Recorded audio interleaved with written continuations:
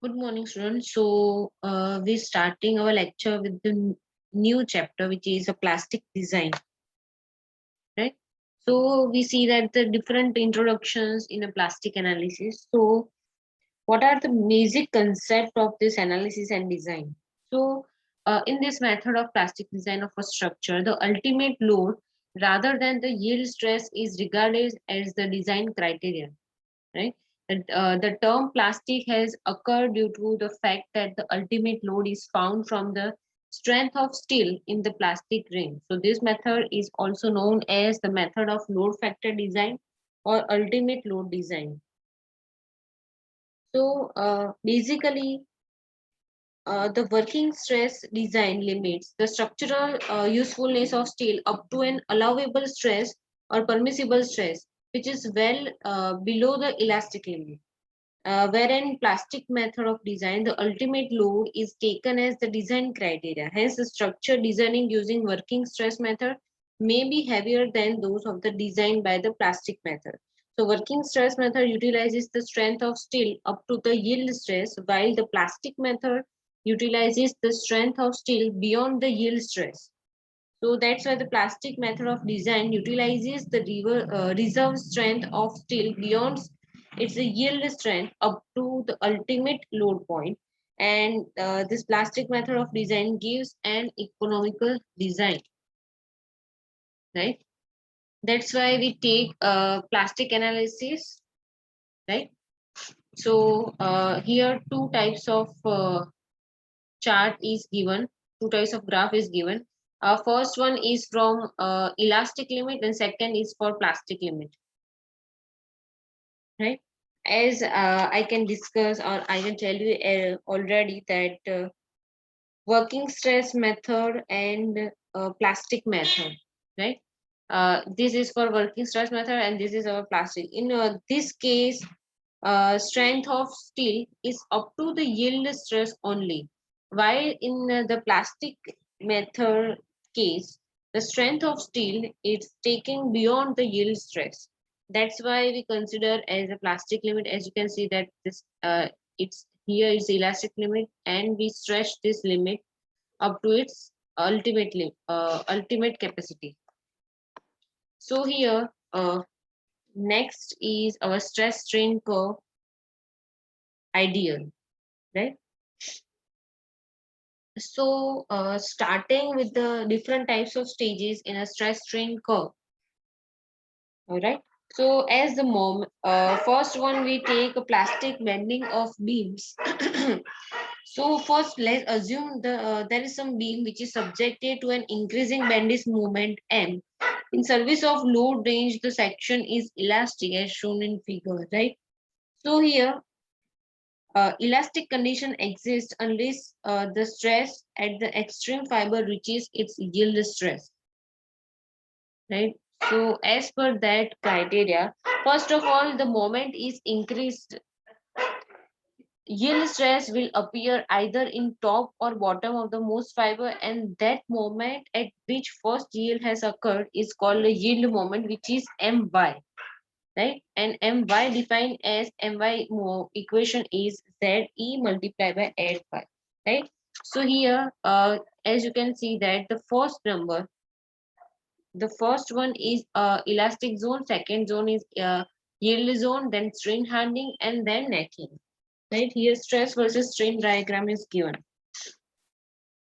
So this with the further increase of our M, the yield will also appears in the bottom fiber and it will spread involves the top portions, as you can see in this figure. So further increase of M, it causes to yield to spread further inwards toward the neutral axis from top to bottom. We're talking about the yield zone, right? So the stage will reach when the yield spreads right up to the neutral axis and the sections become a fully plastic. So the corresponding bending moment is called a fully plastic moment MP. So MP equation is Fy multiplied by Zp, where Zp is a plastic section modulus.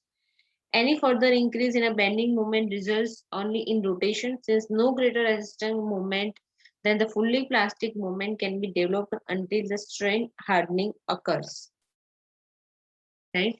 As you can see in this figure, in the first, in elastic zone, stress is proportional to strain. It means with the increase in stress, the strain will also increase. But at some point, there is some elastic limit, and before and beyond that limits, here stress and strain is not increasing, right? So in that case, there are some limit here in the yield zone, and described in the fourth point, which is ultimate stress, and third point is a yield point, and second one is elastic point, and first one is a proportional limit. So after some yielding, after elastic limit, there is a yield point, and beyond the yield point, there are no added portion. It means that they are towards neutral axis on top and bottom fiber. It means it constant behaves as a constant at some time. But after the ultimate reach point, which is our ultimate stress point, rupture has started. It means it entering a necking state, which material is completely break after the ultimate stress. Yeah, the here the stress versus strain diagram is given. Is elastic limit, stress is proportional to the strain, and then hardening occurs. With hardening, the graph is like that, and without hardening, the graph is a flat. Now, what the difference between elastic analysis and plastic analysis? So in elastic analysis, material is in an elastic state, and in plastic analysis, material is in plastic state. So performance of the structure under service loads in elastic analysis, and performance of the structure under the ultimate and collapse load in the plastic analysis. Deformation increases with increase in a load in the elastic analysis, and deformation or curvature increase without an increase in load in the plastic analysis. So what are the main assumptions in plastic design? So plane sections remains plane in the plastic conditions. Stress strain relationship is identical both in compression and tension. Plastic section remains plane, implying that the strain distribution is linear and deformation is small. Now, process of yielding of a section. So let the cross sections increase gradually within the elastic limit. M is equal to sigma into Z. It means Z is equal to section modulus, which is I divided by Y. So elastic limit yield stress reached as My. When the moment is increased, yield spreads into the inner. When the moment is increased, the yield spreads into the inner fibers. So remaining portion still elastically behave, and finally the entire cross section yields. So there are changes in the stress distribution during the yielding, as you can see in this figure. First is stress is proportional to strain. It behaves like that, which is same at the both side. But whenever loads are increasing at the central point, so the both the top and the bottom fibers also yield, as you can see in this figure. And after some yielding, after its elastic limit, it enters into the yielding zone. It means there are some ultimate limits here, and at the end of the plastic moment applying, the material is rupture because it's beyond our ultimate stress point, right? So as you can see in this figure, first one, when M which is less than My, which is moment at moment which is less than moment before the yielding, and when the moment is equal to moment at the yielding section. But after some time, it's beyond yielding point, it starts uh, rupturing. It means that yielding point which is less than M, which is less than MP, and after that point, the moment of the simple moment is equal to the plastic moment. It means it ruptures at the end. So there is some plastic hinge concept here.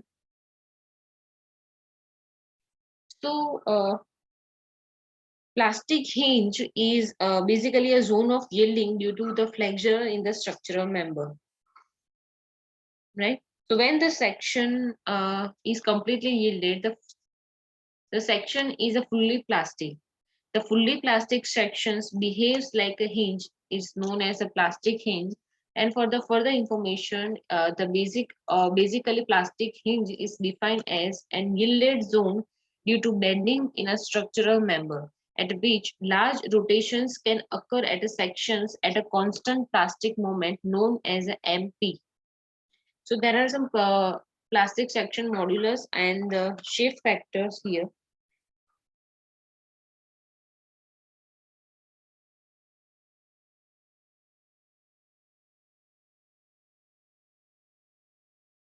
So moment at which the entire section is under yield stress, it means that AC sigma y is equal to AT sigma y. Means area in compression and stress at yielding is equal to area in tension multiplied by stress in tension stress at yield point, right?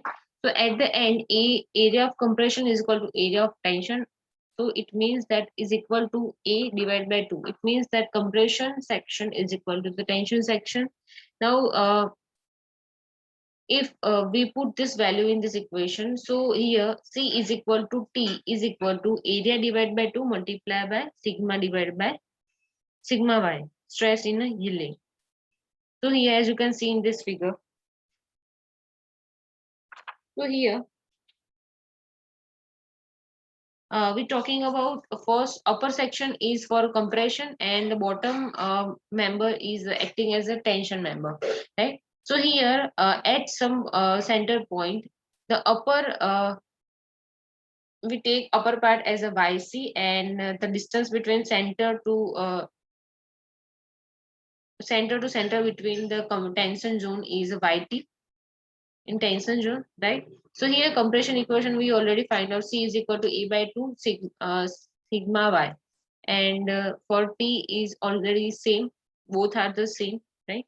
So couples due to A divided by 2 y is equal to sigma y is equal to A by 2 sigma y in a bracket yc plus yt. So here sigma y is as it is as in constant, but here A by 2 in bracket yc plus yt is taken as a zp, which means it's a plastic modulus, and it is also known as a shape factor. So first we find out the shape factor for various sections. So first section is our rectangular cross section, right? So the section modulus equation Z is equal to I by Y. Here for rectangular cross section, moment of inertia taken as BD cube by 12, and Y means distance between center to the bottom of the member. It means that the total distance is a d. So it means that our y value is taken as a d by 2, right? So we put these values in this equation. So our final answer for the section modulus of rectangular cross section is vd square by 6. So now finding out the plastic modulus, which is Zp, equation of Zp is equal to A by 2 in bracket Yc plus Yt, right? So here area of rectangle is B cross D divided by 2. Here Yc plus Yt is same, which is D by 4, D by 4. So putting these values in this equation, our answer is BD square divided by 4. So say shape factors equation is Zp by Z. So putting this value of Zp divided by Z, our final value is 1.5, which is shape factor for rectangular section is 1.5. Next section is circular section. Here one circular section is given, which have the diameter of d. So Zp is equal to A by 2 in bracket Yc plus Yt. Here for the circular section, the Yc and Yt is 2 d by 3 pi, right? And for Okay, so we put the equations here.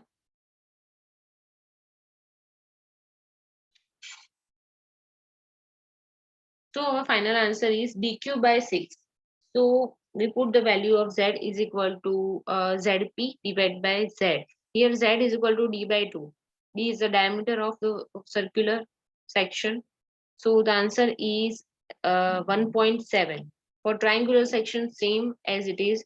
So for the z is equal to bh cube by 36, and height from the center CG, from the CG to the top of the section is 2h by 3. So z is equal to bh square by 24. Whenever zp is same in all the section, which is a by 2 in bracket yc plus yt. So who put the equation of shape factor, which is zp by z. So the final shape factor for the triangular section is s is equal to 2.346. For the circular section, I think we see that 1.7 already, right? Now, what are the basic definitions of collapse load and fully plastic moment? So collapse load is known as a WC. So minimum load at which collapse will occur, and it has least value. And for the fully plastic movement, the maximum moment capacity for the design, and it has some higher values.